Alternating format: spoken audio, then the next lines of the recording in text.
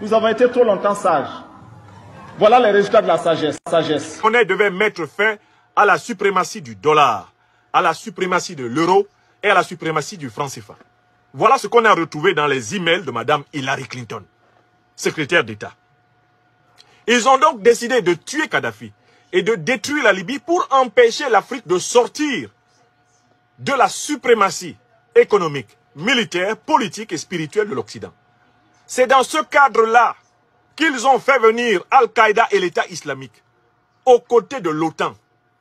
Et les trois principales puissances de l'OTAN qui ont mené l'attaque sont les États-Unis de Barack Obama, la France de Nicolas Sarkozy de Nagui Bokcha et la Grande-Bretagne de David Cameron. Voilà les trois grandes puissances qui, dans le cadre de l'alliance de l'OTAN, ont détruit la Libye. Ces puissances ont veillé à armer les terroristes d'Al-Qaïda, à armer les terroristes de l'État islamique et leur ont donné instruction d'attaquer tout le Sahel.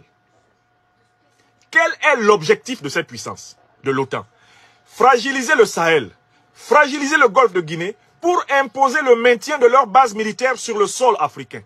Le maintien de leur base militaire sur le sol africain leur permettant de se servir, comme depuis 600 ans, abondamment dans les matières premières stratégiques de l'Afrique. Vous qui suivez cette conférence, vous devez expliquer ça dans tous les villages, dans toutes les campagnes, dans toutes les villes. Vous devez l'expliquer dans toutes les écoles. Vous devez l'expliquer dans tous les collèges, dans tous les lycées d'Afrique. Vous devez expliquer cela dans toutes les universités africaines. Le peuple africain doit savoir qui l'attaque. Vous devez aller à travers les marchés de toutes les villes africaines, expliquer que ce ne sont pas les islamistes, les djihadistes qui nous attaquent. Non, il s'agit de terroristes au service de l'impérialisme occidental. C'est l'impérialisme occidental qui a armé Al-Qaïda, qui a armé l'État islamique. C'est l'impérialisme occidental qui a fait participer Al-Qaïda et l'État islamique à la campagne de Libye.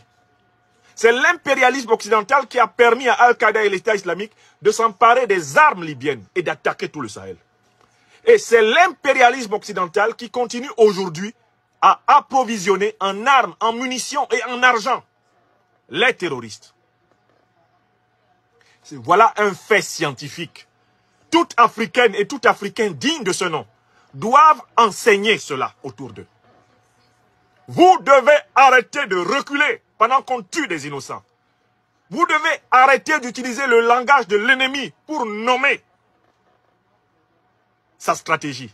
Il faut utiliser notre langage, le langage des résistants, le langage de ceux qui veulent mettre fin à la domination de l'Afrique.